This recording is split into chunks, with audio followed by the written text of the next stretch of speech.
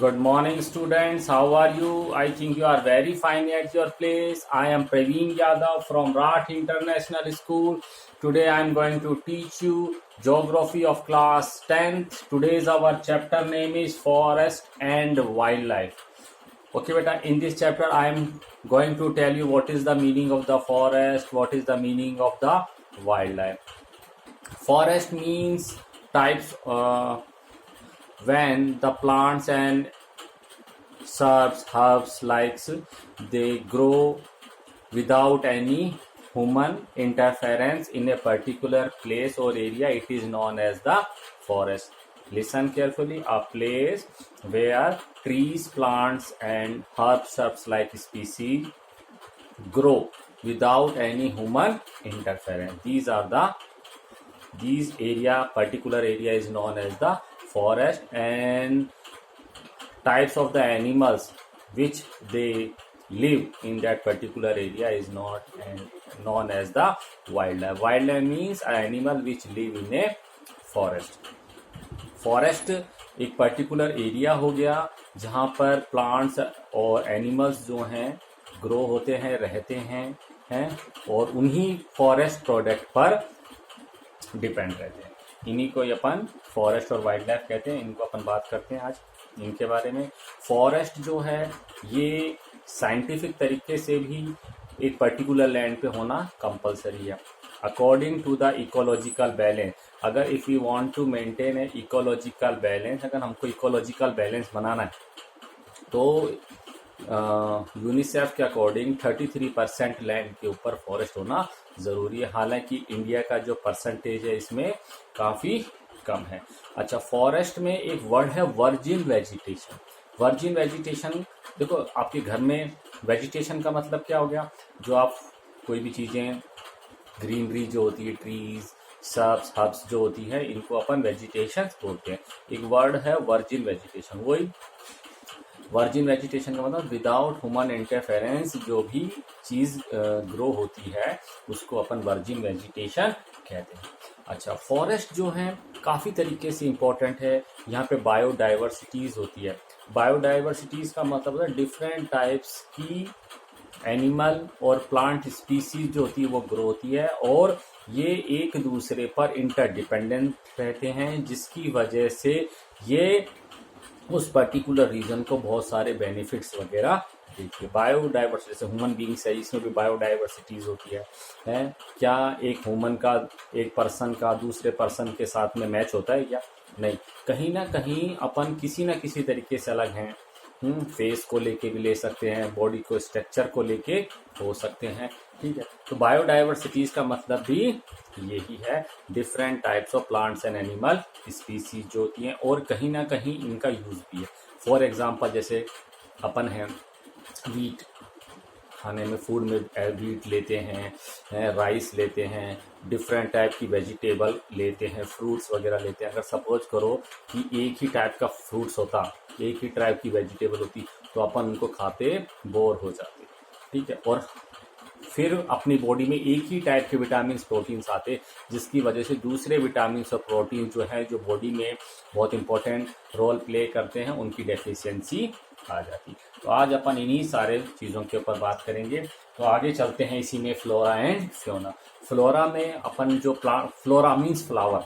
Flower तो देखो एक एग्जांपल के तरीके समझा रहा हूँ, कई बच्चों को कंफ्यूजन हो सकता है difference between the flora and Fiona. तो फ्लोरा जो होगी वो प्लांट स्पीसीज हो गई और फ्योना का मतलब होगी एनिमल स्पीसीज हो गई. ठीक है, इंडिया में क्या वर्ल्ड में बहुत सारी अभी तक अपन ने रिसर्च करी हैं, काफ़ी सारे प्लांट्स और एनिमल स्पीसीज को अपन ने डिस्कवर किया है और अभी भी 2-3 टाइम्स ऐसी प्लांट स्पीसीज है जिनको अभी भी अपन को फाइंड आउट करना बाकी है.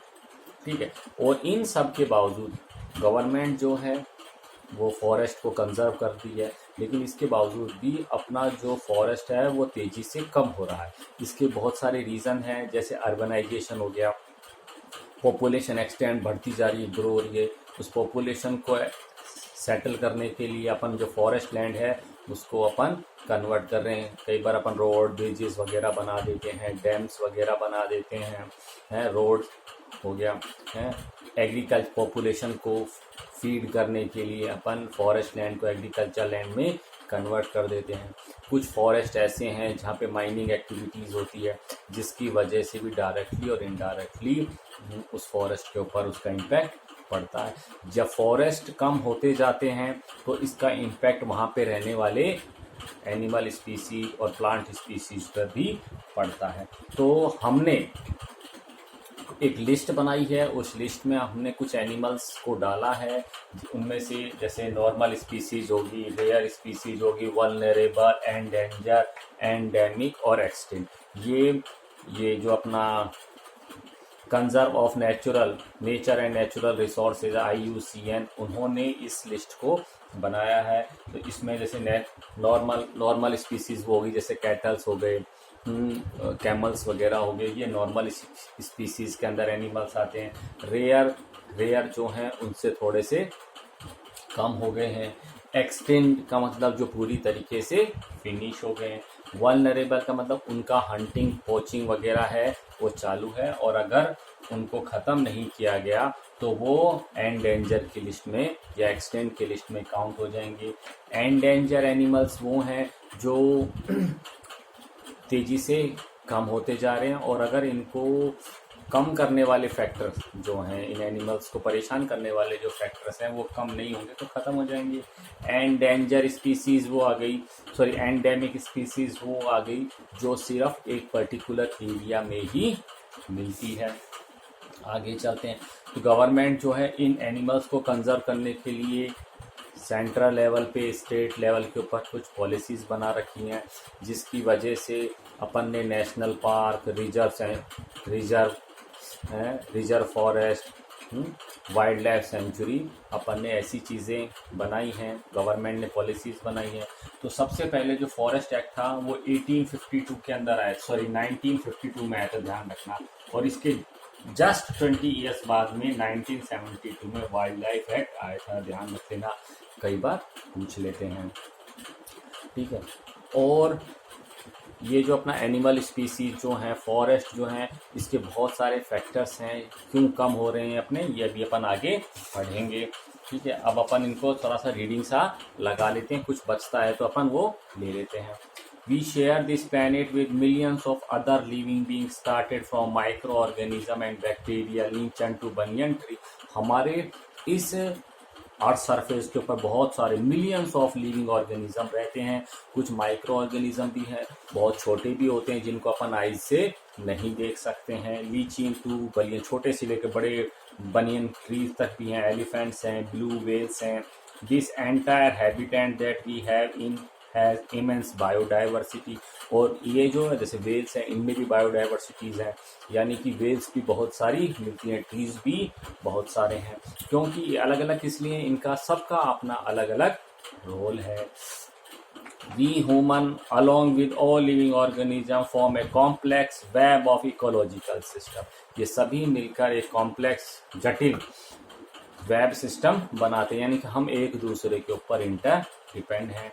For example system in which we are only a part and very much depend on each system for our own existence. For example, the plants, animal and microorganisms recreate the quality of the air we breathe. Recreate, जैसे कोई animal dead हो गया तो उसकी body से smell आएगी, फिर micro organism आके उसको फिनिश कर देंगे।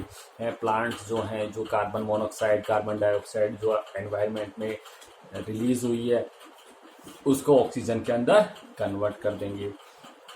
इसी तरह the water we drink and the soil they produce our food without which we can't survive. पानी है, फूड है, सॉयल है, इसके बगैर अपन रह नहीं सकते हैं। जो हमारा एनवायरनमेंट है वो अपन को पानी देता है, सॉयल हमको खाना देती है। Forest play a key role in the ecological system. जैसे मैंने बताया था, अगर हमको इकोलॉजिकल सिस्टम बना के रखना है तो हमारी लैंड के ऊपर, पर्टिकुलर लैंड के ऊपर 33% फॉरेस्ट होना ज़रूरी है। System as these are also the primary producer on which all other living beings depend. और जो फॉरेस्ट हैं ये प्राइमरी प्रोड्यूसर है। प्राइमरी प्रोड्यूसर मतलब जितने भी ऑर्गेनिज्म हैं उन सभी को जो फूड है, फूड सप्लाई है, वो आपके इसी फॉरेस्ट से मिलती है। बायोडाइवर्सिटी और biological diversity is immense are rich in wild life and cultivated species. यहाँ पे वाइल्ड लाइफ और जो कल्टिवेटेड स्पीसीज है एग्रीकल्चर से related, diverse in form and function, इन सभी के बनने कैसे ओरिजिन हुए वो सिस्टम अलग है, इनके फंक्शन जो है सबके अलग हैं, लेकिन फिर भी ये दोनों एक दूसरे के ऊपर इंटर डिपेंडेंट है। जैसे मैंने बताया, जैसे फॉरेस्ट है वो प्राइमरी प्रोड्यूसर हो गया, सभी उस पर डिपेंड है फॉरेस्ट, फिर उसके ऊपर आपके हार्बीवरस एनिमल्स हो गए, कार्निवरस हो गए, ओमनिवरस हो गए, ये जो चेन है ये चलती रहती है। अब अपन बात करते हैं फ्लोरा एंड फ्योना। जैसा भी मैंने बताया था, फ्लोरा जो है वो प्लांट स्पीसीज है, फ्योना जो है वो एनिमल स्पीसीज है। अब अपन इन पे बात करेंगे कि अभी तक अपन ने वर्ल्ड में कितनी स्पीसीज को सर्च किया है और कितनी स्पीसीज अभी सर्च करना बाकी है। If you look around, you will be able to find that there are some animals and plants which are unique in your area. अगर अपन चारों तरफ देखेंगे तो अपन को कुछ प्लांट्स और एनिमल स्पीसीज ऐसी लगेंगी जो बहुत ही यूनिक है, सबका रोल अलग है। जैसे अपन हैं आसपास जो छोटे बच्चे होते हैं वो पिग वगैरह को देखते हैं तो उसको वो पनिश वगैरह करते हैं, उसको हार्स करते हैं, जबकि ऐसा नहीं है। पिग देखो कितना इम्पोर्टेंट रोल प्ले करता है अपनी सोसाइटी के अंदर। अगर पिग नहीं होगा, सबसे बेकार अपन को जानवर जो लगता है अपनी सोसाइटी में पिग लगता है। देखो वो अपने जो गार्बेजेस है, कचरा वगैरह है, उसको वो खा जाता है, जिसकी वजह से कचरा जो इधर उधर नहीं फैलता है। तो अपनी जो गॉड है, भगवान है, उसने जो कुछ भी बनाया है वो सब कुछ यूनिक है और वो सभी हमारे लिए फायदेमंद भी हैं। In fact, India is one of the world richest country in terms of a vast area of biological diversity. India बहुत बड़ा कंट्री है और यहाँ पे large amount of biological diversity मिलती है, यानी कि यहाँ पे different types of plants and animal species मिलती है, and has nearly 8% of the total number of species in the world की जो जितनी भी प्लांट स्पीसीज वगैरह हैं, उसका जितनी भी स्पीसीज हैं उसका 8% जो पॉपुलेशन है वो इंडिया में रहती है। ठीक है, इसको अंडरलाइन कर लेना कि कितना परसेंट जो है इंडिया के अंदर है। और मिलियंस की बात करें तो 1.6 million estimated to be 1.6 million है। दिस इज पॉसिबली ट्वाइस और thrice the number yet to be discover, और इस नंबर का ट्वाइस यानी कि डबल और ट्रिपल जो है अभी बच रहा है, जो अभी तक अपन ने रिसर्च या सर्च उनको नहीं किया है। You have already study in detail about extent and variety of forest and wildlife resource in India. You may have realized the importance of these resources in our daily life. जैसे अभी अपन ने बात करी forest और wild life resources जो India में बहुत सारे हैं और इन सबका अलग अलग रोल है और ये हमारे लिए बहुत ही इम्पोर्टेंट रिसोर्सेज हैं। देखो वाइल्ड लाइफ, फॉरेस्ट बचाएंगे तो अपना वाइल्ड लाइफ बचेगा, तो वाइल्ड लाइफ बचेगा तो कितना देखो फॉरेन करेंसी आएगी, यहाँ पे टूरिस्ट आएंगे। अच्छा, these diverse flora and fauna are so well integrated in our daily life that we take them for granted, but lately they are under great stress mainly due to the insensitivity to our environment. अब अपन को जब पता है, हमारी government को पता है, सबको मालूम है कि फ्लोरा फौना अपने लिए कितना ज़रूरी है, इसके बावजूद भी इनके ऊपर स्ट्रेस है, प्रेशर है और ये तेज़ी से कम भी हो रही हैं। अब देखो over 81,000 species of fauna and 47,000 species of flora are found in this country. Of the estimated 47,000 plant species, about 15,000 flowering species are endemic to India. Endemic मतलब अगर अपन ने उनको नहीं बचाया तो ये ख़त्म हो जाएंगी, इसके लिए अपन ने वाइल्ड लाइफ सेंचुरीज वगैरह जो हैं ये बना रखी हैं. Some estimates suggest that at least 10% of India recorded wild flora and fauna. देखो जो इंडिया में 10% जो है वो फ्लोरा है एंड 20% जो हैं mammals are on the threatened list. Mammals तो समझ में जो अपने बच्चों को दूध वगैरह पिलाते हैं उनको अपन मैमल्स कहते हैं. ये थ्रेटन की लिस्ट में अगर अपन इनको सेव नहीं किया तो ख़त्म हो जाएगा. तुम लोगों को एक डाउट रहता है, चीता टाइगर जो बोलते हो दोनों अलग अलग स्पीसीज है, लेपर्ड जो है वो भी अलग स्पीसीज है. Many of these would now be categorized as critical, that is on verge of extinction, like the cheetah, pink-headed duck, mountain quail, forest spotted owlet, and plant like Mahua insignis and Bouvardia, Hepatenion. In fact, no one can say how many species may have already been lost. तो ये मैंने जो species के name बताए ये extent हो चुकी हैं, इनको अंडरलाइन कर लेना। कई बार पूछ लेते हैं इनमें से कौन सी स्पीसीज जो है वो एक्सटेंट हो चुकी है, एमसीक्यूज में ये आ सकते हैं। In fact, no one can say. अच्छा, today we only talk of the large and more visible animals and plants. लेकिन आज अपन उन्हीं एनिमल्स के बारे में बात करते हैं, उन्हीं प्लांट्स के बारे में बात करते हैं, उन्हीं स्पीसीज के बारे में बात करते हैं जो अपन को दिखाई देती है? लेकिन उनके बारे में नहीं जो एक्सटेंट हो चुकी है। But what about smaller animal like insect and plant, जबकि बहुत सारे प्लांट्स और इंसेक्ट जो स्पीसीज है वो भी खत्म हो रही है, क्योंकि जो हमारा एनवायरनमेंट जो है तेजी से चेंज हो रहा है, तो इसका इम्पैक्ट जो है हमारे इन सभी जो लिविंग बींग्स हैं उन पे भी पड़ता है। देखो, do you know that among the large animals in India 79 species of mammals, 44 of birds, 15 of reptiles and 3 of amphibians are 310। कितने एनिमल्स जो हैं 310 की लिस्ट में हैं। Nearly 1500 plant species are considered endangered. Flowering plants or vertebrate animals have recently become extinct at a rate estimated to 50 to 100 times the average expected natural rate. Vanishing forest, अपना जो forest है वो तेजी से कम हो रहा है। अभी जैसे मैंने बताया फॉरेस्ट जो हमारे कम क्यों हो रहे हैं, अर्बनाइजेशंस की वजह से पॉपुलेशन ग्रो हो रही है, एग्रीकल्चर एक्सटेंड हो रहा है, रोड ब्रिजेस वगैरह बना रहे हैं, डैम्स वगैरह बना रहे हैं, ठीक है, और माइनिंग एक्टिविटीज़ की वजह से हमारे फॉरेस्ट कम हो रहे हैं।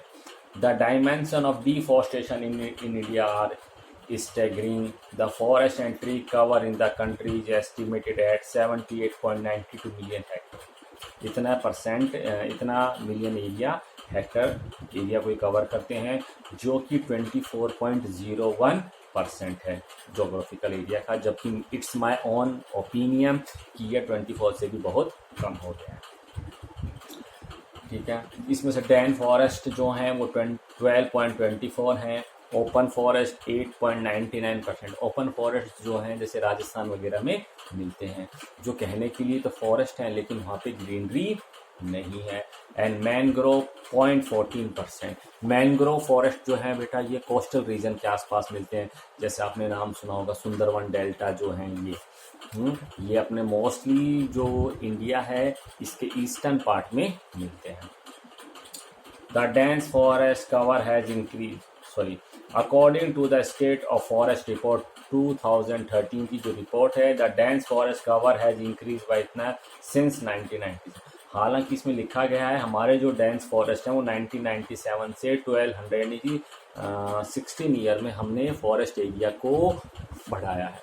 अच्छा, आपने कभी मैंने एक एग्रीकल्चर चैप्टर था उसमें था according to the revenue department अपनी जो लैंड यूज़ है वो 9 पार्ट्स में बांट रखी थी। फॉरेस्ट में था एग्रीकल्चर नेट जोन एरिया था, बैरन लैंड थी, वेस्ट लैंड, बैरन लैंड, याद आया आपको कुछ? तो उसमें मैंने आपको पूरी 9 कैटेगरीज बताई थी कि अपनी जो प्रॉपर लैंड है वो 9 कैटेगरीज में कैसे डिवाइड है। फिर उसमें ये भी था कि टाइम पीरियड के अकॉर्डिंग इनमें से कुछ जो शेयर है किसी एक पर्टिकुलर से फॉरेस्ट लैंड थी, मैंने कहा था एक्सटेंड हुई है, बढ़ी है। एग्रीकल्चर लैंड है ये भी अपनी बढ़ी है। कम कौन सी हुई है? वही कल्टिवेबल वेस्ट लैंड है, याद आ रहा है आपको? वो उस वजह से अपन कह रहे हैं कि अपने 16 ईयर्स में हमने फॉरेस्ट एरिया को बढ़ाया है। However, that apparent increase in the forest cover is due to the plantation by different agency। हालांकि ये फॉरेस्ट कवर जो है वो इसलिए बढ़ा है कि हमने प्लांटेशन करी है। आपने देखा होगा वन महोत्सव अपन सेलिब्रेट करते हैं, अपने ट्रीज वगैरह अपन प्लांट करते हैं। Let us now understand the different category of extent plantation extinct plant and animal species beside on the International Union for Conservation of Nature and Natural। बेटा इसको अंडरलाइन कर लेना, ये एमसीक्यूज में पूछ सकते हैं। What is the full form of IUCN? International union for conservation of nature and natural resources. ध्यान रखना इसमें दो एन जो है लेटर जो है एन लेटर 1 टाइम्स आया है, लेकिन इसका यूज जो है वो 2 टाइम्स हुआ है, नेचर एंड नेचुरल रिसोर्सेज।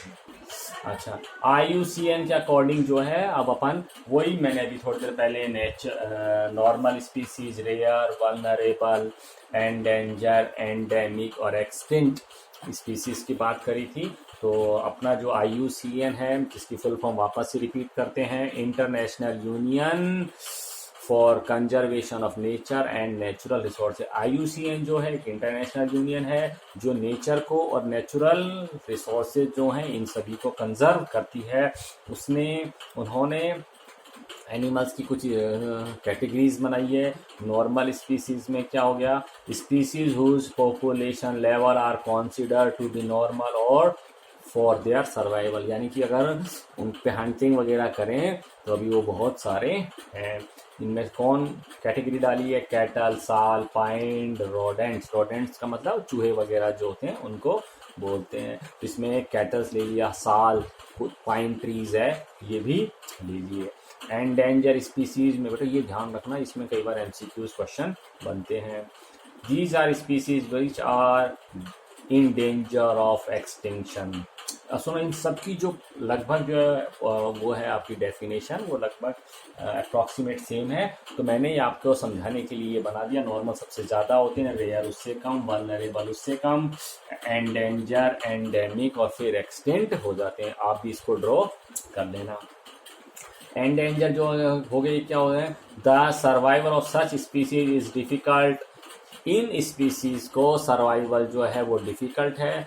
और अगर इस लिस्ट में जो एनिमल्स आए हैं उनको कम करने वाले जो फैक्टर हैं, यानी कि उस स्पीसीज को कम करने वाले या नेगेटिव जो फैक्टर्स हैं, अगर अपन ने उनको कम नहीं किया, ठीक है, तो उनकी जो पॉपुलेशन है वो डिक्लाइन हो जाएगी। द एग्जाम्पल कौन से लिए हैं इसमें, ब्लैक बल्क क्रोकोडाइल है, Indian wild ass, Indian rhino, lion tail macaque है, Sangai brow, antler deer in the Manipur. ये कुछ एनिमल्स हैं। Vulnerable, these are species whose population has decline to level from where it is likely to move into the endanger, यानी कि vulnerable हैं, अभी इनका number जो है ये कम हो गया है और ये वल्नरेबल के अंदर अपन ने डाल दिया है। और वल्नरेबल में भी अगर इनको नहीं किया फिर ये एंडेंजर के अंदर चला जाएगा। तो मैंने नॉर्मल बोला, चलो पहले फिर रेयर आ गया, फिर वल्नरेबल आ गया। वल्नरेबल से कम एंडेंजर है, ठीक है। Category in the near future is the negative factor continue to operate. देखा दोनों में भी वही था, नेगेटिव फैक्टर अगर कम नहीं हुए तो ये तेजी से कम हो जाएंगे। The example of such species are blue sheep, Asiatic elephant और Gangetic dolphin. Rare which small population move into the endangered or vulnerable category। देखो इसमें क्या है, सब में एक ही चीज लिखी हुई, क्लियर कट कुछ भी नहीं है कि नॉर्मल स्पीसीज हैं, अगर इनके नेगेटिव फैक्टर्स कम नहीं किए गए तो ये वल्नरेबल और एंडेंजर वाली लिस्ट के अंदर चले जाएंगे। The example of such species are the Himalayan brown bear, wild Asiatic buffalo, desert fox and hornbill। ये कुछ एनिमल की स्पीसीज हैं। अब आ ले लेते हैं एंडेमिक। एंडेमिक जो हैं ये तेजी से कम हो चुके हैं और अब किसी पर्टिकुलर एरिया में ही मिलते हैं।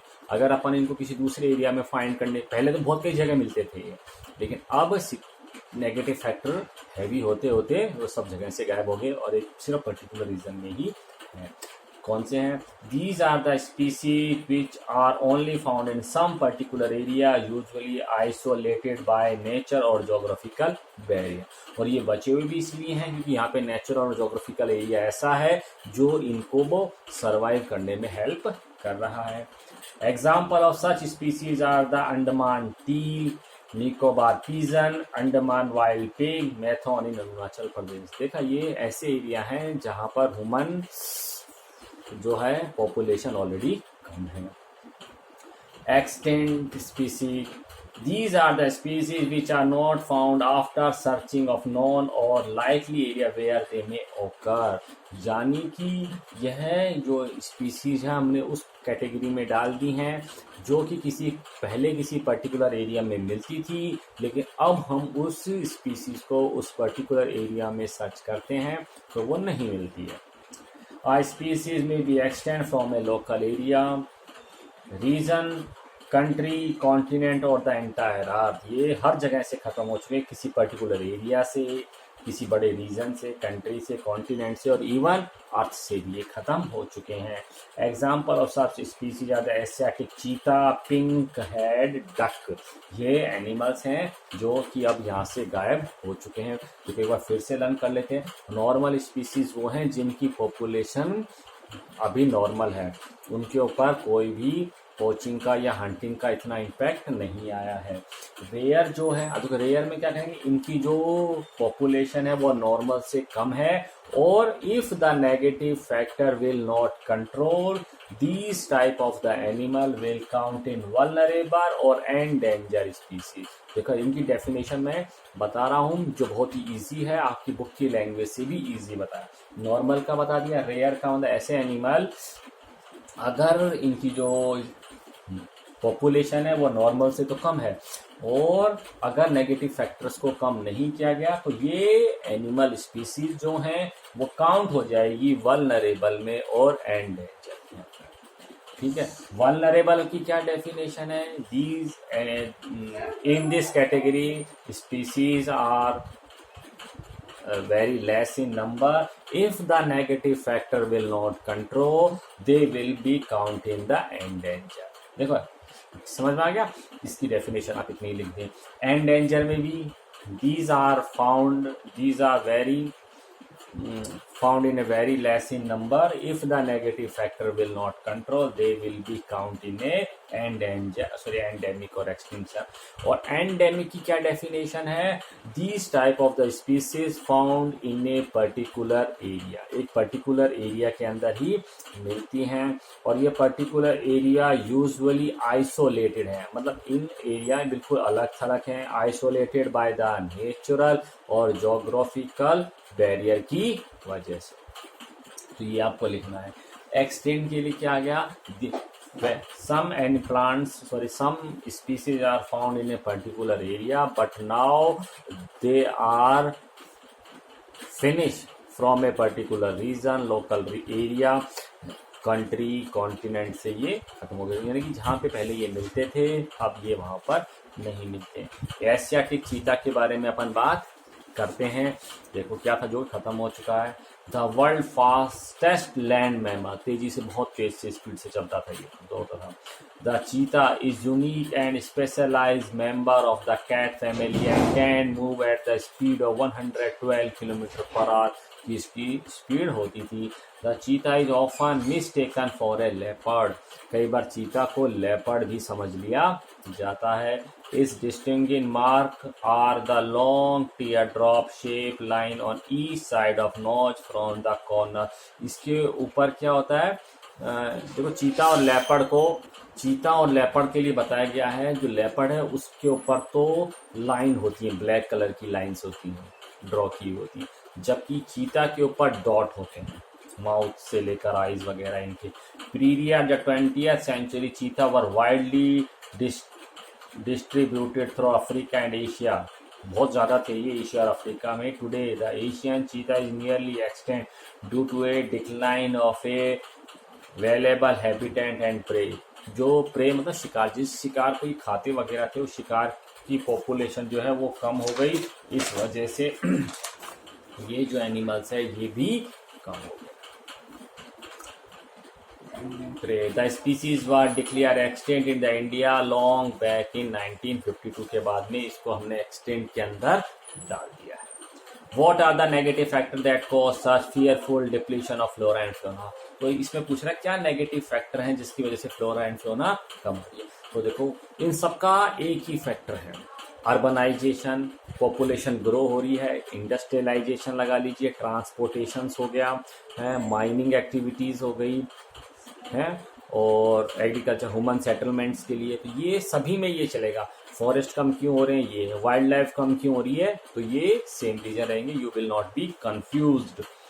If you look around, you will be able to find out how we have transformed nature into a resources, obtaining directly or indirectly from the forest and wildlife. अगर अपन चारों तरफ देखेंगे तो अपन को पता चलेगा कि हम कैसे रिसोर्सेज को यूज कर रहे हैं, चाहे वो फॉरेस्ट का हो या वाइल्ड लाइफ को, डायरेक्टली इनडायरेक्टली। देखो फॉरेस्ट का कोई अपन को वुड चाहिए तो फॉरेस्ट प्रोडक्ट पे अपन है, मेडिसिन प्लांट्स लेने के लिए अपन फॉरेस्ट पे डिपेंड है, ठीक है। वाइल्ड लाइफ के लिए कुछ एनिमल की जो स्पीसीज जो होती हैं वो किसी मेडिसिन के रूप में, जैसे कहते हैं कोई कैंसर की ड्रग्स वगैरह बनानी है या कुछ भी है, एनिमल्स की जो बोन्स वगैरह होती है वो उसमें ये मदद करती हैं। तो इस वजह से अपन लोग जो है डायरेक्टली इनडायरेक्टली जो है एनिमल्स और वाइल्ड लाइफ को यूज़ कर रहे हैं। जैसे वुड ले रहे हैं लकड़ी लेने के लिए, बार्क मतलब जो छाल होती है, लीव्स लेने के लिए टी लीव्स होती हैं, प्लांटेशन क्रॉप होती है, रबड़, मेडिसिन, डाई वगैरह बनाने के लिए, फूड बनाने के लिए, फ्यूल बनाने के लिए, महुआ प्लांट जो है वो है, फॉडर और मैन्युअर बनाने के लिए अपन डायरेक्टली इनडायरेक्टली जो है फॉरेस्ट और वाइल्ड लाइफ लैंड के ऊपर अपन डिपेंड है। So etcetera. So if we ourself who have depleted our forest and wild life, यानी कि हम हमारे फॉरेस्ट को खुद ही और वाइल्ड लाइफ को खुद ही डिस्ट्रॉय कर रहे हैं और अपना नुकसान भी खुद ही कर रहे हैं। हम फॉरेस्ट को अपने यूज के लिए अपने ग्रीड के लिए यूज कर रहे हैं और यह फॉरेस्ट ही है जो हमारे सर्वाइव के लिए रिस्पॉन्सिबल है। The greatest damage inflicted on Indian forest was during the colonial period। और जो सबसे ज़्यादा जो हमारे फॉरेस्ट का जो डिप्लीशन वगैरह किया गया था वो कॉलोनियल पीरियड में किया गया था। कॉलोनियल पीरियड कब था, जब ब्रिटिशर जो हैं इंडिया के अंदर आए थे, इंडिया की लैंड को इन्होंने एक्वायर किया था उस वाले। अब इन्होंने क्या किया था, इन्होंने बहुत सारे फॉरेस्ट, आपने हिस्ट्री में पढ़ा होगा, ये जो ब्रिटिशर्स वगैरह जो थे ये हमारे फॉरेस्ट को अनप्रोडक्टेड मटेरियल समझते थे, यानी कि फॉरेस्ट का कोई यूज़ नहीं है। क्यों नहीं था, क्योंकि फॉरेस्ट में डिफरेंट टाइप के ट्रीज मिलते हैं। तो ये क्या करते थे, उन फॉरेस्ट को क्लियर करके एग्रीकल्चर लैंड में कन्वर्ट करते थे फर्स्ट। दूसरा क्या करते थे, उन फॉरेस्ट एरिया में एक ही टाइप के प्लांट्स उगाते थे जिनकी मार्केट में या कमर्शियल जिनका यूज़ होता हो।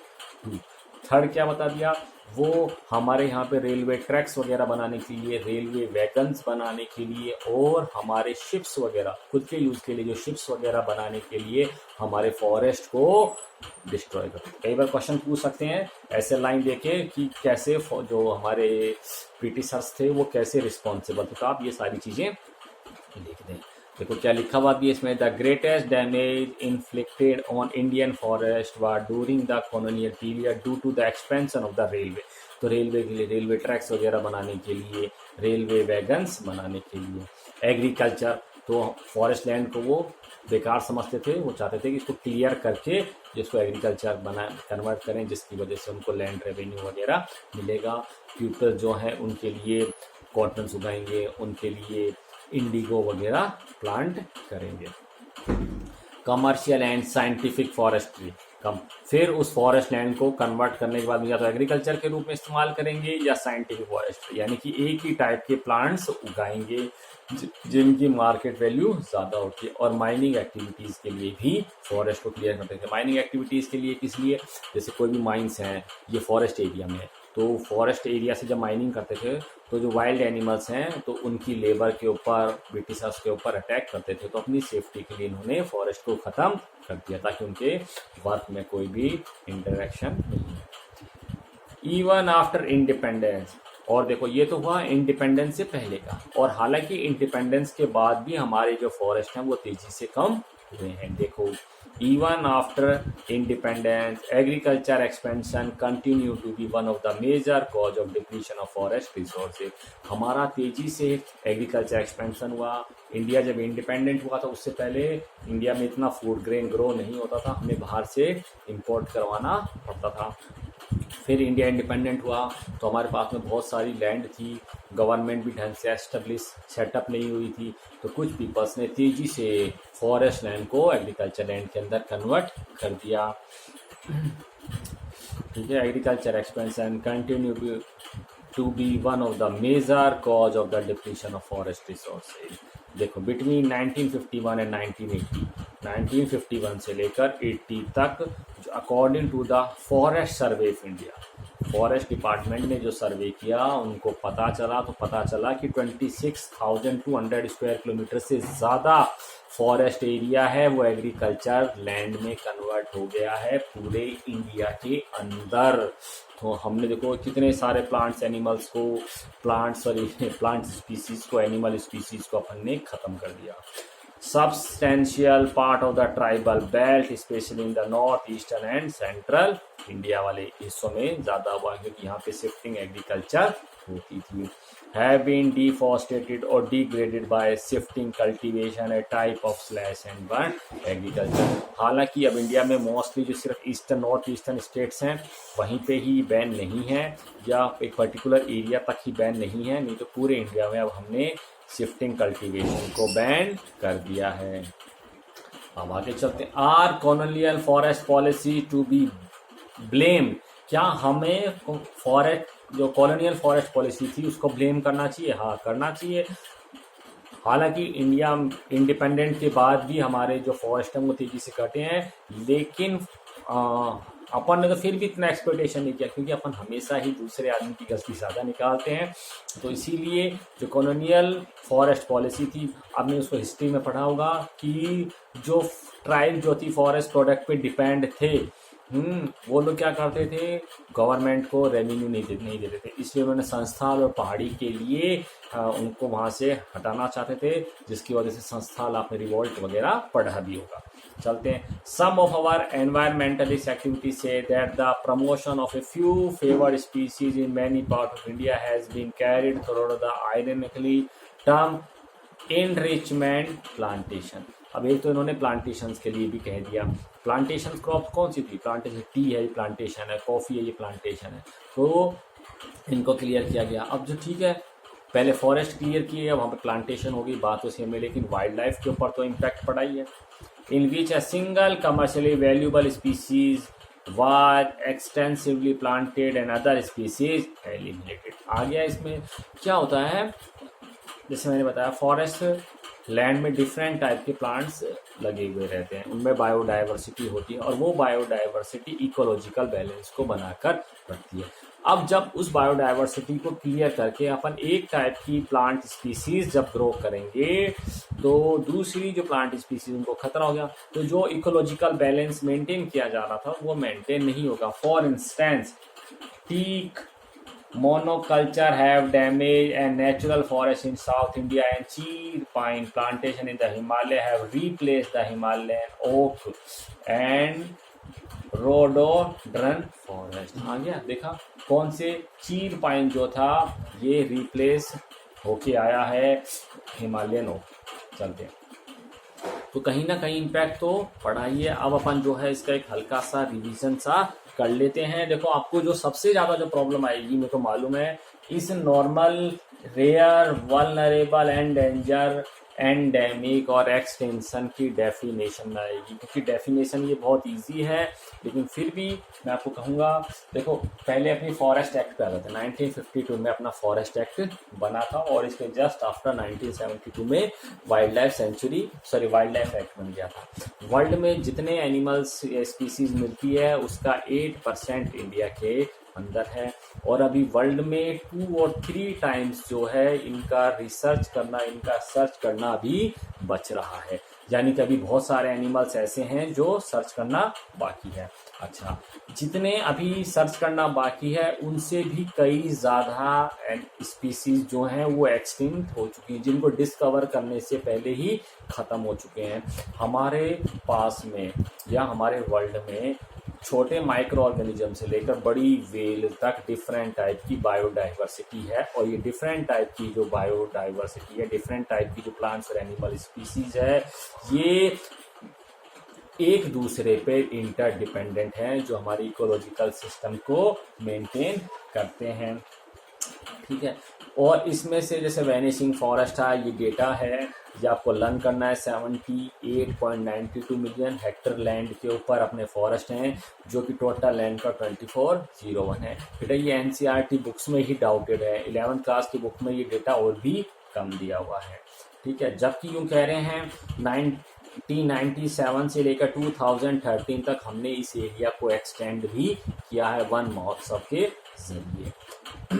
ठीक है, अच्छा, और हमने जो 10 और 20% जो है, जैसे हमने बताया था, जो 10% जो इंडिया में फ्लोरा और 20% जो है रिकॉर्डेड वाइल्ड फ्लोरा जो है वो 10% और 20% जो है ये मैमल्स जो हैं ये एक्सटेंट होने वाली या थ्रेटन्ड की लिस्ट में है। अब बाकी जो चैप्टर बच गया ये अपन उसको नेक्स्ट टॉपिक में कंप्लीट कर देंगे। Okay bye, see you soon. कोई भी प्रॉब्लम हो आप मेरे से पूछ सकते हैं। बाय।